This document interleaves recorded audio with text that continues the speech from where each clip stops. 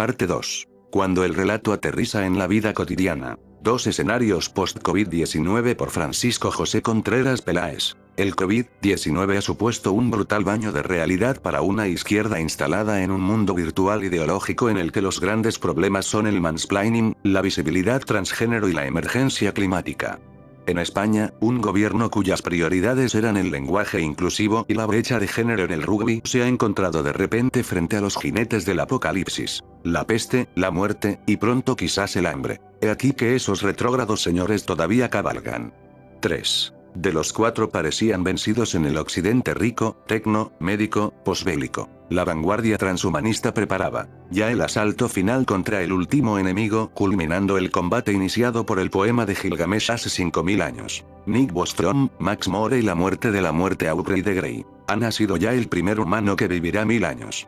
Pero en la tercera década del siglo XXI no nos esperaba Xanadu, sino el Oran de Camus, la Florencia de Boccaccio, con campanillas de leproso en Bluetot y Pedro Sánchez en el papel del príncipe próspero de Poe. El gobierno español sigue en estado de shock, edulcorando la realidad. Sus estadísticas ignoran a los 15.000 muertos en residencias y las TVS no muestran ataúdes, sino recitales en los balcones y concursos de repostería. Douglas Murray dice que el mundo se ha llenado de virólogos autodidactas convencidos de que el COVID ha venido para confirmar sus certezas previas.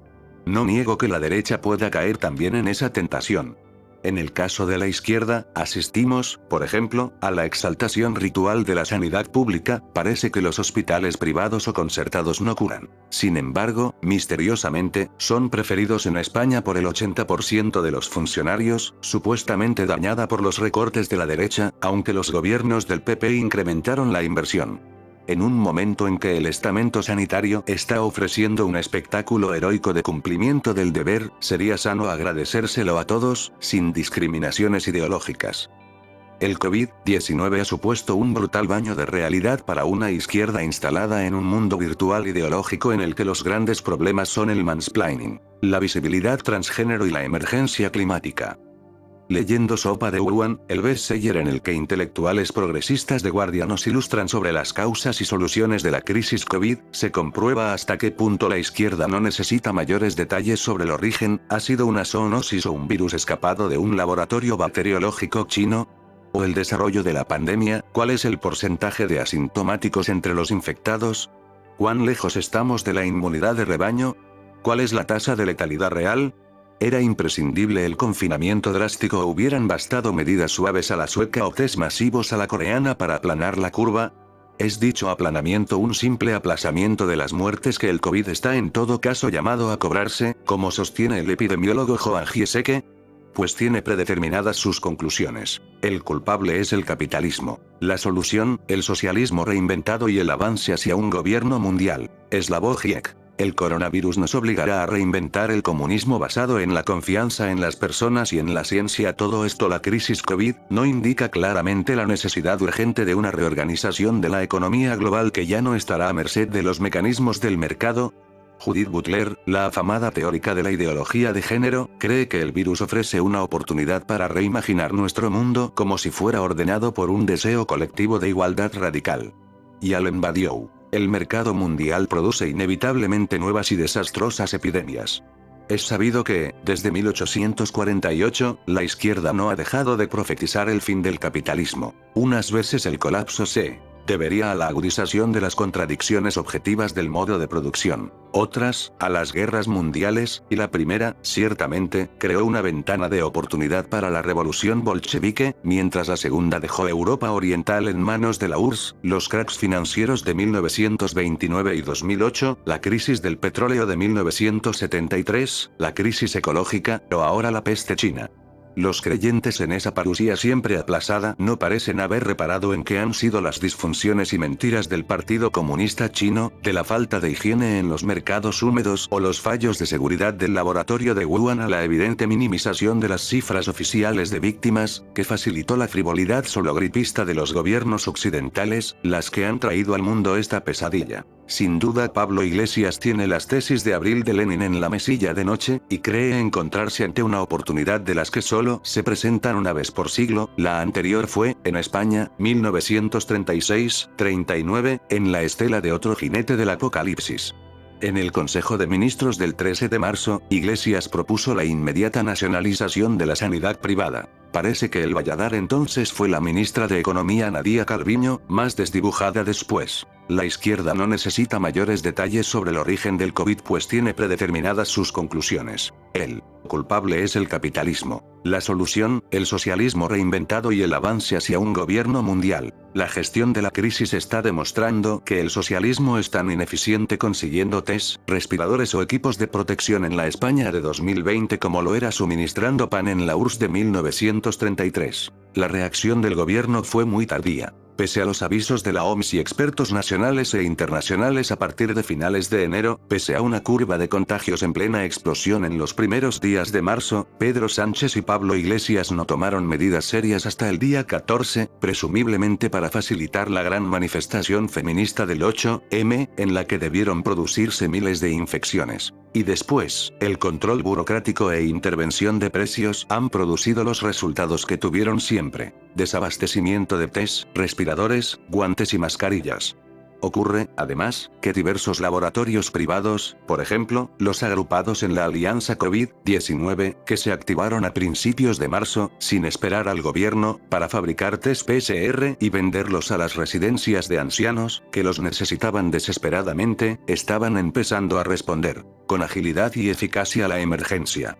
Los decretos centralizadores del gobierno paralizaron esa iniciativa. Todo debía pasar por el ministerio o las consejerías autonómicas, los gobiernos regionales.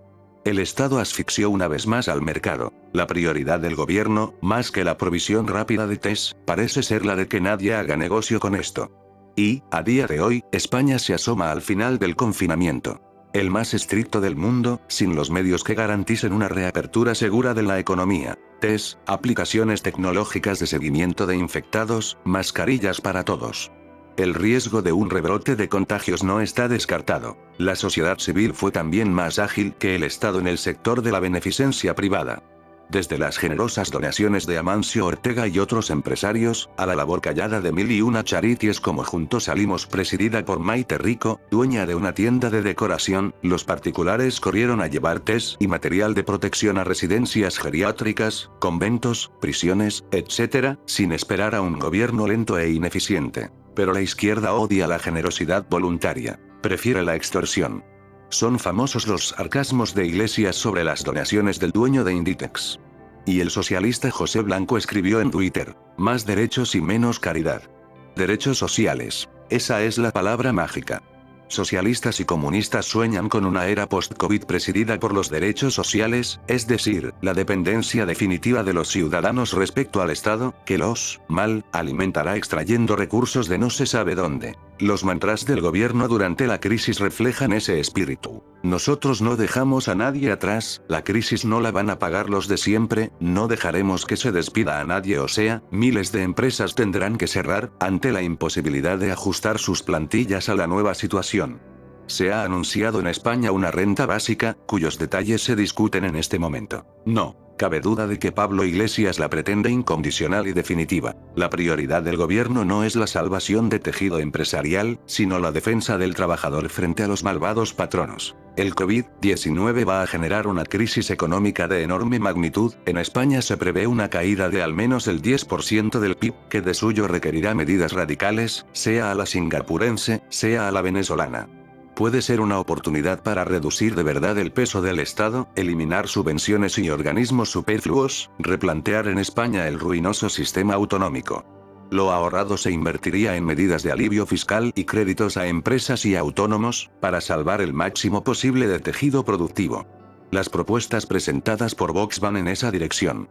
La simplificación normativa y flexibilización del mercado laboral permitirían una más rápida reconfiguración del modelo económico post-COVID, en el que algunos sectores saldrán inevitablemente debilitados, turismo, restauración, y será necesario encontrar alternativas. El otro escenario es el argentino-venezolano: permitir la destrucción de gran parte del aparato productivo y encadenar definitivamente a la sociedad al subsidio chavista, el cepo de la pobreza, como ha escrito Domingo Soriano. No me cabe duda de que es la vía preferida por el gobierno español. Es un escenario muy social, es el sueño de la izquierda. Pero es un gobierno formado por partidos que suman solo 155 diputados en un parlamento de 350. La esperanza es que el tándem Sánchez-Iglesias caiga ante la magnitud del desastre, y tome el relevo un equipo capaz de adoptar decisiones sensatas. Y un apunte sobre cuestiones existenciales. La facilidad con que los gobiernos han conseguido mantener bajo arresto domiciliario a media humanidad indica que el miedo a la muerte, vigente en todas las épocas, es hoy más fuerte que nunca, quizás porque nunca tanta gente creyó que esta vida es todo lo que poseemos. Si tenemos en cuenta que el 90% de las víctimas mortales del COVID son personas en la tercera edad, podemos estar ante un hecho conmovedor. Toda una sociedad está destruyendo su economía y condenándose a un futuro muy difícil por prolongar unos años las vidas de unos cientos de miles de ancianos. Pero, mientras rendimos este heroico homenaje al principio de sacralidad de toda vida humana, el gobierno acelera la tramitación de la ley de eutanasia e incluye el aborto entre los servicios esenciales que no cesan durante el confinamiento. He ahí una contradicción objetiva de las que tanto gustan al marxismo. Pero no la encontrarán en Sopa de Wuhan.